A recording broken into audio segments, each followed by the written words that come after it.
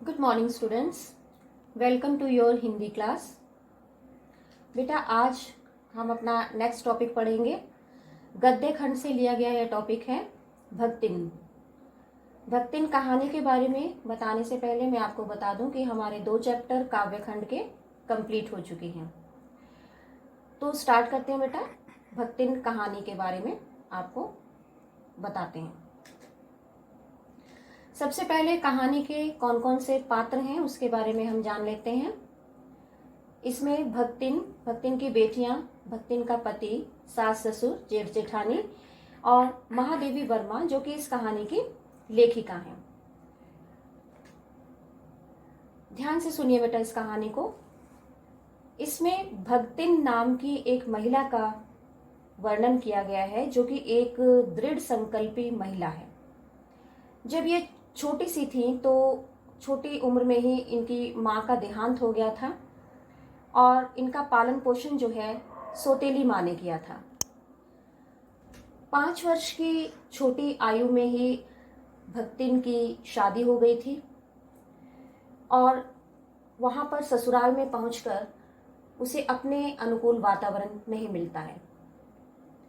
भक्तिन कि खुद के परिवार में सौतेली माँ जो होती है वो उससे अच्छा व्यवहार नहीं करती है और इसी तरह का माहौल उसे ससुराल में भी मिलता है जहाँ पर उसके जेठ जेठानी और उसके जो बच्चे हैं वो उसको पसंद नहीं करते हैं।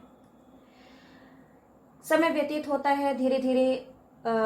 फिर समय ऐसा आता है कि उसकी जो पिता हैं वो गंभीर रूप से बीमार हो जाते हैं और तत्पश्चात उनकी मृत्यु हो जाती है। ऐसी स्थिति में भक्तिन बहुत उदास हो जाती है। वो अपने आप को बड़ा हताश महसूस करती है। किसी तरह से खुद को संभालने के बाद वो आगे अपनी जिंदगी में चल पड़ती है। भक्तिन के 2 बेटियां होती हैं।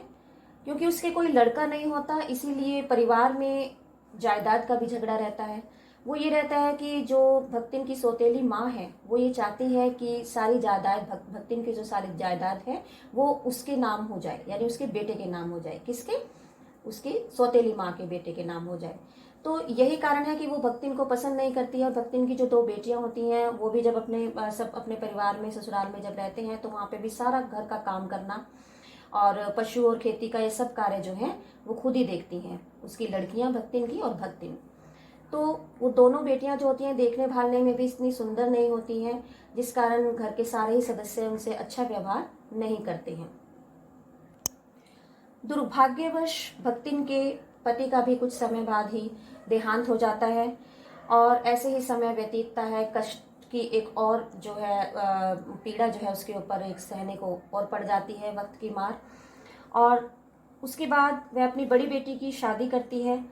बड़ी बेटी की शादी करने के बाद ही कुछ समय ही वह थोड़ा सुकून से अपना जीवन व्यतीत करती है, लेकिन शीघ्र ही उसे ये पता चलता है कि उसकी बड़ी बेटी का जो पति है वो भी इस दुनिया में अब नहीं रहा। तो इस तरह से समय की निरंतर मार जो है भक्तिन पर पड़ती रहती है। कुछ यही कारण हो सकते हैं कि भक्तिन जो है वो अपना असली नाम सभी से छिपाना चाहती है। भक्तिन का वास्तविक जो नाम होता है वो होता है लक्ष्मीन। लक्ष्मीन शब्द का अर्थ है लक्ष्मी, यानी धन की देवी। तो अपनी परिस्थितियां उसको इसके अनुकूल नहीं लगती हैं, बिल्कुल धन के विपरीत उसकी आर्थिक स्थिति होती है। कष्टों भरा उसका जीवन होने के कारण वह ये नहीं चाहती कि किसी को उसका असली नाम पता चले कि लक्ष्मी, कहने को लक्ष्मी है और पास इसके कुछ नहीं है, ना धन ना धान्य ना आर्थिक स्थिति में कुछ निपुणता। तो इसी कारण वह अपना नाम जो है सबसे छिपा कर रखती है।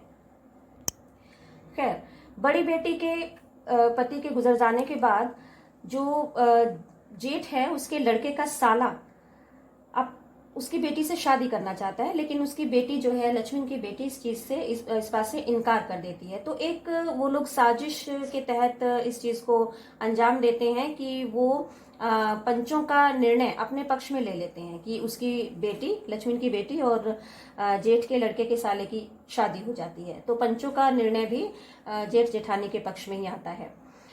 तो इस प्रकार क्या होता है कि घर में जायदाद के कारण लड़ाई झगड़े निरंतर बने रहते हैं और जिससे क्या होता है कि घर में बरकत नहीं रहती, आर्थिक स्थिति उनकी निरंतर कमजोर होती जाती है ना। तो इसी तरह से वह निर्णय लेती है कि मैं अब बाहर जाऊंगी, शहर जाकर कुछ धन कमाने की कोशिश करूंगी।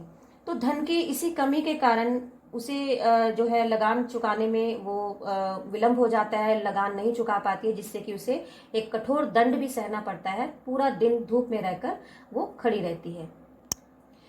अपनी इस सजा को, इस अपमान को वह सह नहीं पाती है और मन ही मन वह दृढ़ निश्चय कर लेती है कि वह भी शहर जाएगी और शहर जाकर मेहनत करके कुछ अच्छे पैसे कमाएगी। शहर पहुंचकर उसकी मुलाकात लेखिका से होती है। लेखिका भी उसी प्रकार से उससे उसका परिचय पूछती है कि आप कौन हैं, क्या नाम है आपका। तो वहां पर भी वो लेखिका से यही कहती हैं कि मैं अपना नाम आपको बता दूंगी, किंतु आपसे एक वादा चाहती हूँ कि आप मेरा नाम जो है ये ना बताएं कि ये मेरा नाम लक्ष्मी है। तो लेखिका इस चीज को स्वीकार कर लेती हैं कि ठीक है। धीरे धीरे ऐसे ही समय व्यतीत होता जाता है। जो लक्ष्मण है वो लेखिका के घर में घर के सारे काम काज संभालने लगती है, करने लगती है। रोज सुबह को उठकर लक्ष्मण नहाकर पूजा पाठ करती है, सूर्य को जल देती है।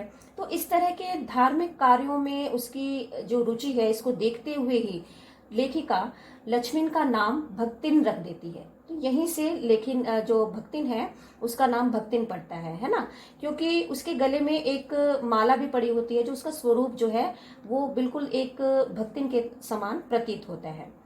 उसके बाद क्या होता है कि दूसरों को वो अपने जैसा बनाने की कोशिश करती है। कौन? लक्ष्मण का स्वभाव ऐसा है कि वो दूसरों को अपने ही रूप में ढालने की कोशिश करती है, लेकिन स्वयं किसी की बात को वो नहीं मानना चाहती और अपने आप में वो किसी भी तरह का कोई बदलाव नहीं करना चाहती।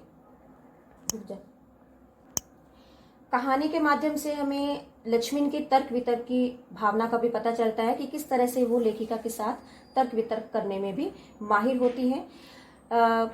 महादेवी उससे कहती हैं कि आपने सिर मुंडवा रखा है, ये उसको पसंद नहीं है, यानी महादेवी को ये चीज पसंद नहीं थी, किंतु वे कहती हैं कि अगर मैं ऐसा ना करूं तो ये मेरी परंपराओं के या मेरी संस्कारों के खिलाफ होगा।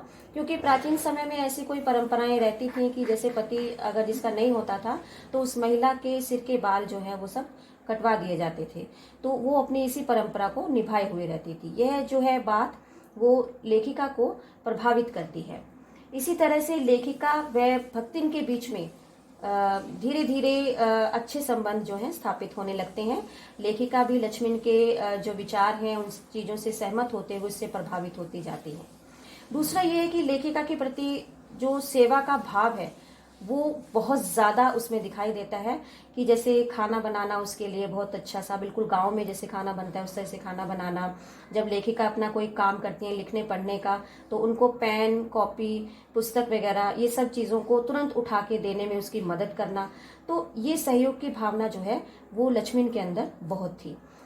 उसी तरह से लेखिका और भक्तिन के बीच में जो ये स्वामी और सेविका का संबंध था वो किस तरह में बदल गया है, वो आत्मिक संबंध के रूप में विकसित हो जाता है ना, यानी उनमें एक आत्मा का संबंध स्थापित हो जाता है।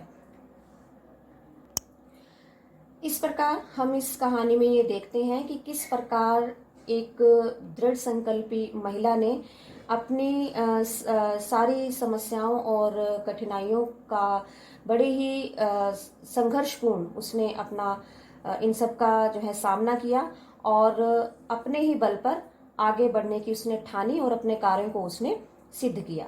तो इसी प्रकार हर महिला में इसी तरह का जुनून होना चाहिए और इसी तरह के उसके अंदर संस्कार भी होने चाहिए और बाकी अपने कार्य को अपने ही बल पर जो है हल करने की उसके अंदर सामर्थ्य होनी चाहिए। ठीक है बेटा, मुझे उम्मीद है कि आपको ये टॉपिक, ये कहानी समझ में आ गई होगी। इसके बाद मैं आपको इसी चैप्टर के नोट्स दूंगी जो आप अपनी नोटबुक में नोट डाउन करेंगे। आप अपनी नोटबुक को 2 पार्ट्स में जैसे डिवाइड करते हैं, गद्य खंड और काव्य खंड अलग अलग से, वैसे ही इसको डिवाइड करके चैप्टर नंबर 1 से स्टार्ट करेंगे गद्य खंड में। ठीक है, हैव अ नाइस डे।